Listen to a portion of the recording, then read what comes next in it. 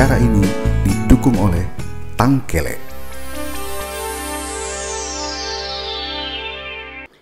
Assalamualaikum warahmatullahi wabarakatuh. Sobat Obsesi, bersua kembali dengan kami dalam program Obsesi Seru dengan menghadirkan tokoh-tokoh masih dari Universitas Negeri Padang, yang pada episode ke-11 ini kita menghadirkan Bapak Ervan Lubis yang dikenal sebagai pemusik dan pencipta lagu di Sumatera Barat dan di Indonesia.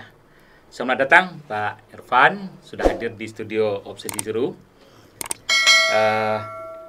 Kami ingin mengetahui dan mendalami bakat Pak Ervan ini sudah sejak kapan ini? Sejak masa di SD, di SMP, atau bagaimana? Ya, terima kasih Bapak. Sebetulnya saya kebicara bakat ya. Awalnya memang dari awal saya udah kedahuluan ke bakatnya Pak. Ke bidang musiknya memang sudah dulu ya? Dari dulunya. Dari kecil saya, bahkan umur 5 tahun saya udah bisa main gitar Pak. Udah main gitar? Udah main gitar 5 tahun waktu itu. Kebetulan saya kan dari satu daerah, tapi umur kecil saya sudah di Padang, Pak. Jadi itu ceritanya. Berarti dulu asalnya di mana Pak Ervan? Kampungnya? Asal saya di Pasaman. Pasaman? Perbatasan. Nama kampung kecilnya Silaping. Kalau orang dulu nggak ada dalam mana itu Pak, nggak ada dalam peta. Dalam peta. Nggak ada dalam peta. Itu Pasaman bagian Pasaman Barat. Pasaman Barat, ya. Pasaman Silaping. Barat. Silaping. Jadi di sana dua cuman. Saya untung bukan untung ya gimana ya? Karena kecilnya udah ke Padang. Kalau enggak saya udah jadi ustadz gitu Pak. Karena di sana banyak. Kenapa seperti itu? Karena di sana cuma ada sekolah agama. Oh, sekolah agama ya. Paling tinggi itu PGA. PGA udah. ada. Kalau mau lanjut sekolahnya lah ke daerah perkotaan. SMA belum ada waktu itu. Oh, berarti memang sekolah agama yang ada ya. Agama yang ada. Itu bagaimana kok bisa umur kecil bisa sampai ke Padang tuh dibawa orang tua pindah atau gimana? Ya, kebetulan orang tua saya pegawai Departemen Transmigrasi. Ketika itu tahun 55 sudah. Sebelumnya mungkin ada dasarnya, makanya orang tua saya jadi pegawai gitu. Karena sebelumnya dia kepala kampung istilah zaman dulu. Iya zaman dulu ya. Jadi orang-orang yang dominan yang menonjol di sana diangkat jadi pegawai. Ya. Jadi tahun 55 itu buka proyek transmigrasi namanya di Desa Baru di sana namanya. Ya. Nah, jadi kemudian orang tua saya diangkat jadi pegawai. Setelah itu selesai mungkin proyeknya, selesai proyek transmigrasi itu dia ditarik ke Padang. Oh, pindah ke Padang. Makanya dengan anak-anak dibawa ke Padang. Pak Ervan masih kecil itu dibawa ke Padang. Kecil sekali. Iya. Orang tua saya udah tua juga karena saya nih anak paling kecil, Pak. Oh. Anak paling kecil. Jadi ketika itu tahun 60-an kami udah kemari. Saya itulah dari kecil di Padang ini. Di Padang ya, di Padang ya. Padang, ya. Itu bakat tadi musik awal itu apa? Gitar? Tadi main gitar sudah? Main gitar. Ya. Kebetulan di kecil-kecil saya di kompleks saya itu ada namanya orkes, zaman dulu orkes. Oh ya, orkes. Karena kan kami tinggal di asrama. Di mana di Padang? Di Lolong. Oh, di Lolong. Oh, ya asrama Transito. Oh, iya. Jadi di situ ada orkes. Saya kecil-kecil ya mungkin karena bakat dan bakat sudah ada. Sudah ada. Kemudian saya gabung dengan saya udah memainkan alat musik dari kecil-kecil. Jadi udah dipantau-pantau juga sama orang. Jadi bakat itu memang dari dasarnya ke sana. Cuman sayangnya saya memang mungkin terlanjur itunya yang dominan. Oh, musiknya. Musiknya. Jadi maksudnya secara akademis betulnya saya lebih duluan paham tentang seninya ini. Jiwanya. Ya. Secara duluan, secara praktisnya itu sudah lebih duluan. Ya. Jadi ya itulah akibatnya kadang-kadang ada aja efek negatif dan positif. Iya, ada positif dan negatif ya. Iya. Karena ini masuk lagi teori, pada kita sudah praktisnya sudah gitu ya. Iya, begitu. Jadi ketika setelah tamat SMA. SMA di mana? Saya di Padang, SMA 2. SMA 2 Padang. Oh iya, SMA 2 Padang. Tahun 77 saya tamatnya. Sebetulnya mestinya tahun 76 karena iyalah Pak terkait saya kurang bagus juga di dalam masalah akademis jiwanya itu tadi Karena jiwanya seni. lebih dominan ke sana seni. Akibatnya ke akademis. jadi banyak. Iya, ke akademis ya. Sekolahnya jadi banyak, jadi berpindah-pindah. Pindah. Akhirnya saya ngomong saya masuk sekolah SMA-nya SMA swasta dulu Pak. Ujiannya dipindah ke SMA 2. Ujian SMA 2. Iya. SMA 2 Padang saya lulus di sana. Tamat SMA 2 Padang jadinya. Iya, SMA 2 Padang. Oke. Banyak teman-teman saya yang namun sekolah ketika saya SMA itu saya kan yang biasalah anak muda zaman itu mungkin ya. lebih dominan ingin bebas sampai sekarang juga mungkin begitu juga pikirannya ingin sesuatu yang baru itu ya. Kalau ingin lebih bebas sekolahnya di sini, kalau yang tertib di sini. Akhirnya udahlah penting saya ingin masuk SMA yang bebas ini. Nah, akibatnya jadi karena dominan jiwa seninya itu saya melanjutkan ke Jakarta waktu itu. Berarti kuliah di mana? Saya pertama kuliah di LPKJ namanya. Sekarang disebut IKJ. Oh, IKJ ya. IKJ. Institut Kesenian Jakarta ya. Kalau dulu namanya LPKJ. Lembaga Pendidikan Kesenian Jakarta. Jadi saya rating saya sudah banyak hebat sih. Ya. Yang banyak hebat seperti di PT angkatan sama saya waktu itu. Itu semacam apa tuh? 2 tahun, 3 tahun, diploma 3? Diploma 3 ya. Cuma saya nggak tamat. Ya, itu tadi jiwanya itu udah pingin berontak ini. Iya, berontak aja. Iya, ingin praktisi saja. Akhirnya orang tua saya udah tua sekali. Saya ditelepon, kamu sekolah aja di sini, pindah aja lah. Oke, Sumatera Barat kembali. Sumatera Barat. Kita pikir. Itu berapa tahun di situ jadinya di PKJ ini? Enggak sampai, saya cuma hampir 3 tahun lah. Oh, 3 tahun. 3 tahun. Pindah tamat saya di sana, Pak. Pindah tamat saya di sana. Kemudian kata orang tua saya, pindahlah sini. Di sini ada kok sekolah musik. Di mana itu? Makanya saya, mana ada sekolah musik di Padang? Karena jiwa musiknya. Iya. Ada di KIP waktu itu. Oh, baru buka. Ya, di 3 Senat Tasik sudah buka ya. Jadi saya pikir udahlah. Kita kan bagaimanapun menyenangkan orang tua ya, bagaimanapun. Udahlah, kamu tes. Akhirnya saya tes di D3 itu. Namun hati saya masih ke Jakarta karena udah terbiasa di Jakarta, Pak. Dunia kesenian di Jakarta masih terbayang juga. Banyak kegiatan saya. Ya, kegiatan Jakarta. Padang apa yang saya buka, Udahlah saya tes itu maaf saja, bukan melecehkan tapi keinginan agak kurang. Kalau saya tidak lulus, kan saya balik lagi ke Jakarta. Itu alasan. Tapi ternyata lulus. Ketika itu lulus, kenapa tidak lulus? Anak muda namanya, ketika tes praktek, saya tentu lebih udah dari yang lain. Udah, ya. Yang akhirnya nilai praktek saya digabung dengan tulisan lulus. Menjadi lulus. jadi itu yang membuat saya jadi mengarah ke situ. Kemudian lagi mungkin ada juga efeknya. Ketika saya udah kemari, otomatis saya kan merasa gimana ya, anak muda namanya. Iya, tadi sudah dunia kesenian sudah, no? Iya, kita udah di sini, lawan kita SMA. Iya. Orang baru tamat SMA kan? SMA kita udah pengalaman. Iya. Ketika di sini tentu kita punya pikiran, wah, ini saya bagaimanapun harus melihatkanlah, namun bagaimana kita melihat siapa kita. Iya. Percuma, malu kita rasanya. Iya, menunjukkan keterampilan kita yang sudah bagus. Kita yang punya. Kemudian dengan begitu saya harus merasa harus lebih dari orang lain. Ya. Itu terpaksa begitu karena mungkin di Jakarta saya dulu biasa-biasa, saya jadi orang dominan. Kalau di sini saya harus di atas. Harus ditunjukkan. Percaya diri timbul. Percaya diri tinggi ya. Itu dia. Jadi sampai dari itu membuat dasar saya akhirnya menjadi katakanlah dianggap dari sebagian orang. Iya. Ini orang ini mampu nih. Iya. Sampai banyak kegiatan di Sumatera Barat jalan. Ya karena memang sudah berbeda dengan yang teman-teman yang baru tamat SMA tadi ya. Baru tamat SMA kita udah Kemudian lagi memang dari segi usia jauh di bawah Udah saya ketika Iya, karena kita sudah kuliah 2 tahun, 3 tahun gitu. Saya 5 tahun, kawan saya 81 Pak. Teman-teman. Bahkan orang rumah saya dia 80. Nah, itu ya udahlah. Yang penting bagaimana saya bisa berekspresi aja gitu. Iya. Nah, itu mulanya. Maka akhirnya saja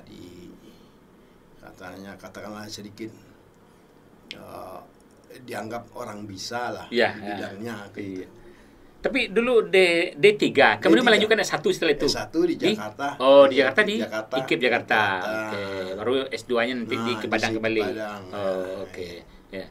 Baik, berikutnya Pak Irfan tadi itu bakat itu ada orang tua juga bakat kesenian maksudnya atau gimana? Enggak ada. Sebetulnya orang tua saya memang ada bakat, tapi tidak begitu dominan karena bakat rumahan lah. Oh iya. Ibu saya malah yang bakat melukis-lukis itu ibu saya. Oh, berarti bakat seni itu ada juga ibu ada gitu ya. Bapak juga ada, tapi tidak dominan. Saya lebih tajam sekali dibanding kakak saya juga bingung kok bisa begitu. Di antara bapak berkeluarga itu anak apa beradik kakak itu berapa orang atau ada juga yang seni yang lainnya? Cuma saya ya. Cuma Pak Irfan ya. Cuma Pak Irfan ya. Yang lain cuma ya pegawai biasa aja. Gitu. Oke. Baik, sobat obsesi, Pak Irfan adalah dosen jurusan Sendera Tasik Fakultas Bahasa dan Seni Universitas Negeri Padang yang juga banyak menciptakan lagu terutama untuk di Universitas Negeri Padang. Pak Irfan, baru-baru ini kalau tidak salah Pak Rektor memberikan penghargaan ya kepada seorang Irfan Lubis. Itu penghargaan di bidang apa itu? Jadi mungkin saya ketika menjadi staf, malah bukan karena staf, tapi saya ingin berbuat sesuatu lah. Apa yang seperti juga yang tadi bahwa saya ini orang bisa. Iya, orang bisa ditunjukkan. Bisa. Iya. Mungkin. Maka saya buat aja apa yang saya bisa. Mungkin teman-teman lain juga bisa juga, tapi tidak diwujudkannya. Tidak diwujud karena merasa gimana? Kita lebih dari percaya dirinya. Percaya dirinya. Percaya diri. Jadi ketika saya berbuat ya udah, bahkan membuat itu menjadi pelajaran. Itu apa yang dibuat tuh? Lagu untuk Universitas Negeri Padang. Lagu apa itu? Yang pertama yang katakan untuk NP aja. Ya, untuk NP dulu. Pertama saya buat tuh himne UNP. Ketika itu masa IKIP atau sudah berubah menjadi UNP? Pertukaran. Pertukaran langsung dibuatkan himne UNP-nya. Himne UNP. Setahun kemudian saya buat lagi Mars UNP. Nah, sebetulnya saya inginnya tadinya gitu, ini betul-betul dilombakan supaya apa ya? Tapi sepertinya yang lain nggak ada yang masuk. Tidak ada yang masuk. Tapi waktu itu memang lomba tidak ya? Tidak. Jadi keinginan saya pribadi. Keinginan berarti universitas membuat lomba nanti dipilih. Tapi tidak ada itu. Tidak ada. Udahlah, udah bikin kita butuh ini lagu Mas, saya bikin aja. Itu dulu membuat tuh apa dapat izin atau persetujuan dari Pak Rektor waktu itu atau enggak, memang keinginan kita aja tuh membuatkan karena tidak ada. Waktu itu untuk Mars, tentu lagu himne memang kita masukkan saja gitu. Karena kita yakin bahwa lagu ini udah harus ada, ya harus berubah gitu ya. Kita udah menjadi universitas. Ya. Maka saya buat langsung disambutlah oleh pimpinan universitas. Jadi setahun kemudian kita butuh ini katanya. Ya, gitu. Kita butuh lagu Mars lagi. Jadi supaya paketnya jelas kayak gitu. Iya, paket jelas. Yang untuk universitas 2 itu atau ada yang lain? Yang populer? Yang populer ada satu yang ada Simponi Buat Guru. Simponi Buat Guru ya. Simponi Buat Guru ini sebetulnya dedikasi saya. Ketika saya sebetulnya untuk pendidikan ini agak Pak. Ya, perhatian ya. Bukan untuk diri saya. Karena saya dalam pendidikan ini kan usia saya udah lumayan, lebih tua. Jadi saya pikir-pikir udahlah nggak mungkin saya ini, tapi saya berbuatlah. Kenapa saya berbuat sebuah lagu? Saya berikan dedikasikan lagu ini pada guru yang saya anggap guru, betul-betul guru. Kebetulan waktu itu saya tamat S2. Umur berapa saya waktu itu? Udah pokoknya udah lumayan lah. Saya buat lagu nama Simponi Buat Guru. Itu tahun berapa itu dibuat? Bukan baru ya? Bukan. Udah lama ya? Lama, tahun 2012 kan. Oh, 2012 sudah cukup lama ya. Waktu itu di penghujung Pak Didi. Pak Didi ya. Jadi rektor waktu Iya, itu. iya. Kenapa saya tertarik begitu memberikan sesuatu, karena saya anggap beliau cukup untuk sebagai seorang guru cukup Ya. memang pantas kita berikan sesuatu. Untuk saya pribadi loh waktu Iya, itu. Saya banyak sekali dibantu oleh beliau. Dibantu dalam arti memperhatikan. Ya, memperhatikan ya. Bahwa orang ini begini. Padahal secara karir mungkin banyak yang lagi yang bagus, Iya, tetapi iya. secara praktisinya Ya. saya itu dinilai punya perhatian, Iya, punya perhatiannya. perhatian Iya. dari UNP itu. Maka saya diharapkan selesai secepatnya. Hmm. Dia termasuk yang mendorong supaya juga selesai ya. Selesai. Karena saya antara ragu gimana dia. Karena di ujung-ujung umur saya sampai nggak saya, apalagi jiwa tadi salah. Ya. Nah, jadi udah terbalik ya. Duluan ke jiwa Ya, ke jiwa seninya lebih dulu kan daripada akademisinya. Semestinya kan begitu. Heeh. Tapi alhamdulillah semua dibantu oleh Dibari yang Maha Kuasa yang Ya, oke. menentukan segala Iya. hidup ini. Itu lagu Simponi Buat Guru itu kalau di Universitas Padang itu sudah sangat dikenal. Tapi itu di Indonesia itu sudah diketahui oleh masyarakat bahwa ini ada lagu simponi untuk pendidikan untuk guru ini. Itu bagaimana? Sebetulnya lagu itu ya udah populer sendirinya, Pak. Oh, udah populer ya. Para bahkan sampai, tapi yang membawa ke sana alumni Ya, kita ya, juga alumni kita ya. ke Malaysia. Ya, oh ya, udah sampai juga ya. Sampai di Malaysia, bahkan dianggap langsung dikomentari bahwa ini ciptaan dari dosen Ya. saya ketika di UNP ini. Nah, dan bahkan sampai ke Aceh, sampai ke Oh, alumni kita sudah membawa gitu ya, dan menyanyikan itu. Alhamdulillah gitu. Jadi ya dengan sendirinya udah terbawa. Memang niat saya begitu. Bagaimana ini supaya lebih diminati, tidak ada maksud untuk yang lain-lain. Iya, Yang iya. penting Oke. sumbangan untuk guru ini. Sobat Obsesi, kalau kita melihat atau menyaksikan kegiatan wisuda di Universitas Negeri Padang, ketiga lagu tadi selalu dikumandangkan, yakni lagu Mars Universitas Negeri Padang, lagu Himne Universitas Negeri Padang, dan tidak kalah pentingnya lagu Simponi Buat Guru selalu dinyanyikan dalam kegiatan-kegiatan penting, termasuk juga wisuda di Universitas Negeri Padang. Berikutnya Pak Irfan, Ya, mungkinkah dari tiga karya itu Pak Rektor rasanya memberikan penghargaan ya? Penghargaan apa namanya itu? ya saya kira memang itu yang dominan sekali. Ada satu lagi lagu saya sebetulnya yang tidak pernah ditampilkan di dalam acara wisuda. Lagu apa? Lagu buat orang tua. Artinya ucapan terima kasih kepada orang tua. Kalau tadi kan buat guru tadi ya. Ya, ini sekarang buat orang tua saya ciptakan satu lagu juga yang tujuannya di mana ketika bagaimana si anak ini hebat, bukan karena dia, tapi ada orang di belakangnya yang berkorban, yang baik orang tuanya, saudara-saudaranya dan lain-lainnya, sehingga kamu sekarang menjadi orang itu bukan karena kamu saja, tapi ada orang lain, orang tua. Yang orang tua. Jadi betul-betul lagu itu betul selalu menjadi apa? Bahkan ketika wisuda itu tidak sedikit yang menesaskan air mata. Karena memang lagunya betul-betul seperti bertutur, Pak. Saya bukan. Iya. Jadi bahasanya tidak sulit-sulit, komunikatif, ringan. Ya. Diharapkan memang dari segala lapisan gampang menerima lagu itu. Ya. Dan bahasanya. Tapi rasanya pernah juga dinyanyikan ketika kita sudah pernah ada. Selalu ada. Selalu ada ya. Ya, namanya Kami Yang Tersanjung. Oh, Kami Yang Tersanjung. Kami ya. Yang Tersanjung. Nah, itu kalau di Fakultas Bahasa Indonesia ini dulu kegiatan itu selalu dinyanyikan juga ya. Gara-gara di Fakultas Bahasa ini awalnya ya. Orang itu minta ke pusat lah lagi dengan itu.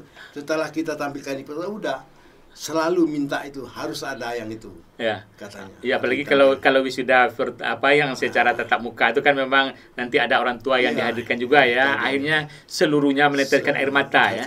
Pimpinan di depan juga meneteskan air mata mendengarkan lagu itu. Oke. Itu termasuk bagus juga ya, Pak Irfan. Berikutnya, kalau penghargaan, kalau boleh tahu, kemarin itu penghargaannya dalam bentuk apa ya? Dalam bentuk uang ya, dari Universitas Negeri Padang. Ya dalam bentuk piagam juga, uang juga. Oke, ya. Mudah-mudahan alhamdulillah ya, ada mendapat perhatian terhadap musisi di Universitas Negeri Padang. Berikutnya Pak Irfan ada menciptakan lagu pop atau selain lagu-lagu tadi itu sebetulnya pop Minang atau Minang ada. Minang ada ya. Ada pop Minang. Bisa pernah juga dibawakan oleh penyanyi yang papan atas. Papan atas pernah ya? Ada ya? Pernah. Oh, Android pernah ya? Pernah membawakan lagu apa namanya dulu? Ada juga penyanyi cewek yang membawakan lagu itu.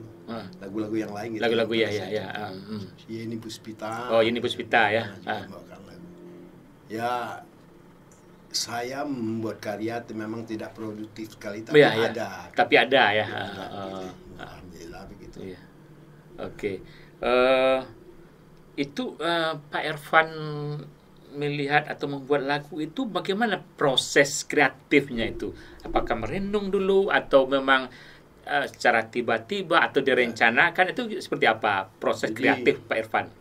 Kalau saya membuat lagu, misal kalau lagu Mas Himne jelas saya tahu ini lagu himne itu tujuan himne ini bagaimana memuja, memberikan apa, itu intinya saya buat.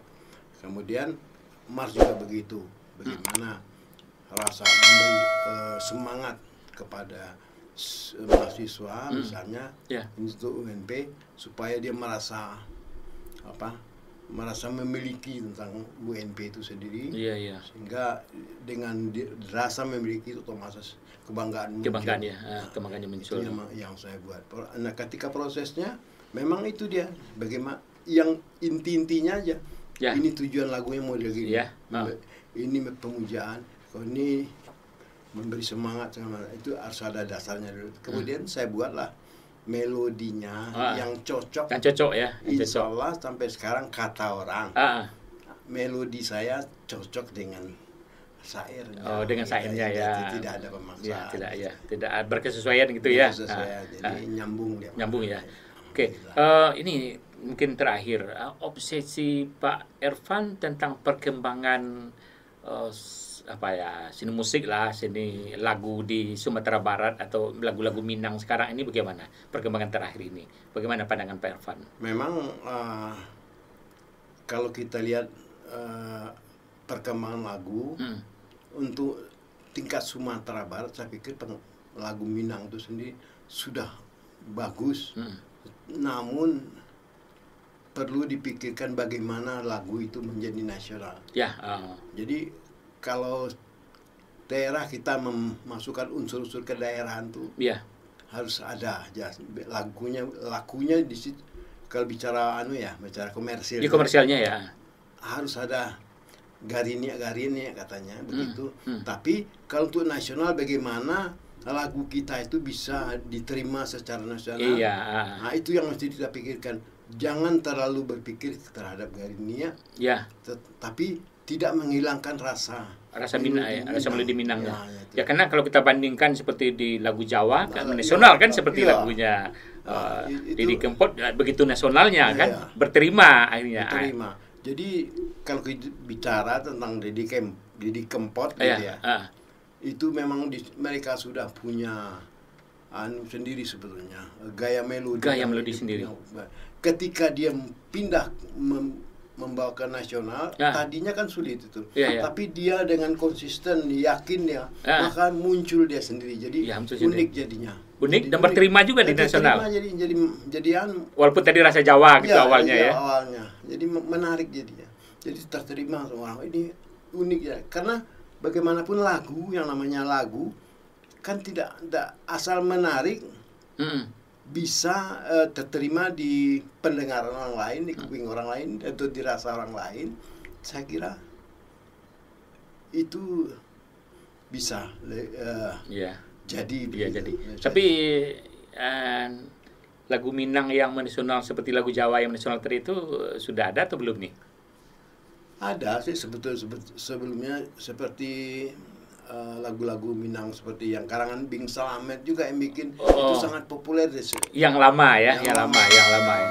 Tapi yang terakhir ini terakhir ini populernya hanya di lingkaran ya itu lingkaran Sumatera Barat ya. Kalau dulu kita Eli Kasim Indonesia nggak ada yang nggak tahu kan, walaupun itu rasa daerah tapi kan nasional gitu. Cuma yang terakhir yang pada masa terakhir ini yang masih kurang. Masih kurang, tapi secara kuantitas udah oke, banyak ya. Kuantitasnya nasionalnya ini yang belum dapat menyentuh secara. Cuma itu tadi rasanya masih lingkup Sumatera Barat ya. Oke. Baik, Sobat FCC, demikian gelar bicara kita untuk periode kali ini. Mudah-mudahan bermanfaat dan kita mengucapkan terima kasih atas kehadiran Bang, kalau kami menyebutnya Bang Ervan Lubis, dosen Fakultas Bahasa dan Seni, jurusan Sendra Tasik dari Universitas Negeri Padang. Mudah-mudahan bermanfaat bagi kita.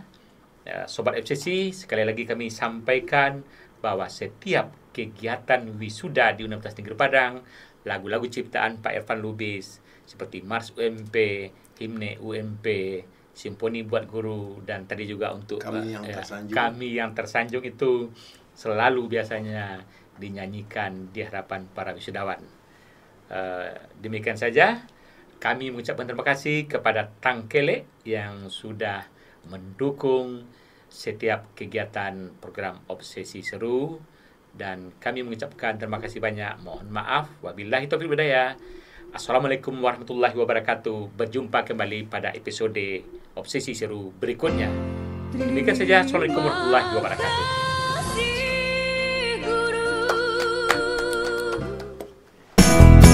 Acara ini didukung oleh Tangkele.